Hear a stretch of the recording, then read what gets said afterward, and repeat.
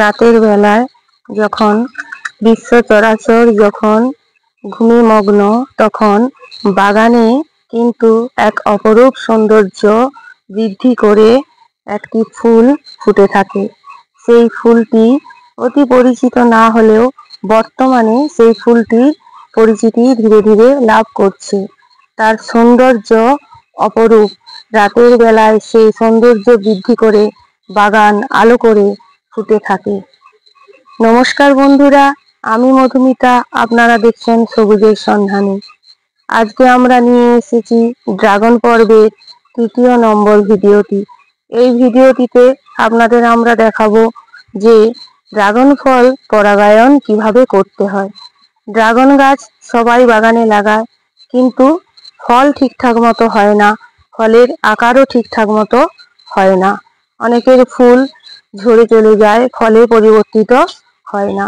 তার জন্য প্রয়োজন ড্রাগন ফুলের পরাগায়ন, এবং সেই পরাগায়ন মৌমাছি প্রজাপতির দ্বারা সম্ভব হয় না। কারণ ড্রাগন রাতের বেলায় ফোটা একটি ফুল, সেই পরাগায়ন করতে গেলে মানুষকে দিয়েই করতে হবে, এবং তবেই ফুলটি ঠিকঠাক মতো ফলে পরিবর্তিত হবে।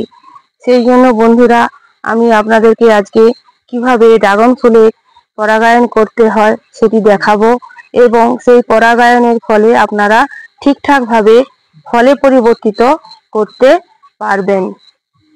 বন্ধুরা, ফুলটিকে এরকম করে আপনারা ধরবেন। ধরে ফুলের এই যে পরাগ রেণুগুলি রয়েছে, এই পরাগ রেণুটিকে আপনারা ছিঁড়ে এই গর্ভদণ্ডের মধ্যে এইভাবে দিয়ে দেবেন। তার ফলে পরাগায়নটি সম্পূর্ণ হবে। বন্ধুরা, এই একটি পদ্ধতিতে যেমন ড্রাগন ফুলের পরাগায়ন করা সম্ভব হয়, অন্য একটি পদ্ধতিতেও ড্রাগন ফুলের পরাগায়ন করা সম্ভব। সেইটি আমি এখন অন্য একটি ফুলে আপনাদের করে দেখাচ্ছি। চলুন আপনারা যাই অন্য একটি ফুলের কাছে, সেখানে পরাগায়নটি সম্পন্ন করি। এই পরাগায়ন আরেকটি পদ্ধতি হলো, আমাদেরকে এই ফুলের পরাগ রেণু প্রথমে সংগ্রহ করতে হবে। তার জন্য একটি তুলার কাঠিতে, যদি আমরা তুলোকে দিয়ে একটি জনসন বাডের মতো একটি তুলি তৈরি করে নিতে পারি তাহলে খুব ভালো হয়। আর না হলে বাজার থেকে একটি তুলি কিনে নিয়ে আনবেন, তার দ্বারা আপনারা এই পরাগায়নটি করতে পারেন। এইভাবে আপনারা পোলেনকে ঝেড়ে নেবেন। এইভাবে পোলেন ঝেড়ে নেবেন। ঝেড়ে নিয়ে দেখা যাবে বন্ধুরা, অনেক পোলেন এই প্লেটের মধ্যে পড়ছে। এইভাবে এই যে পোলেনগুলি পড়ছে, এই পোলেনটিকে এই গর্ভদণ্ডের মধ্যে লাগিয়ে দিতে হবে। জাস্ট এইরকম এইগুলিতে লাগিয়ে দিলে তাহলে এর পরাগায়ন সম্পন্ন হবে, তবে এই ফলটি ঠিকঠাকভাবে বিকশিত হবে। বন্ধুরা, এই দুই পদ্ধতিতে পরাগায়ন করা সম্পন্ন হলো। যদি বৃষ্টি হয়, বর্ষাকালে যেহেতু এই ফুলটি ফোটে, তাহলে আমরা একটি চিকচিকা দিয়ে পলিথিন দিয়ে এই ফুলটিকে এইরকম ভাবে একটি পলিথিনে র্যাপ করে দেব, এবং পরের দিন সেটি খুলে দেব।